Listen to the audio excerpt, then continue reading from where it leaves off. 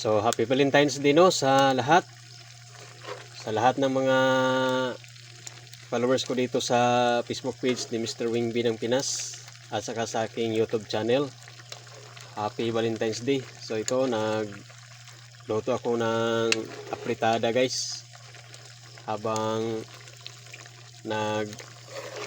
sit up ako sa aking heart para i-surprise natin ni Miss Sigarilyas mamaya. So ito, pagdating ni Miss Sigarilyas, tamang-tama, luto na itong apritada guys. At ma-surprise siya sa ating heart. So once again, happy Valentine's Day sa inyong lahat guys. Please share naman sa video na ito guys. At pa-react naman guys ng heart kasi Valentine's Day ngayon.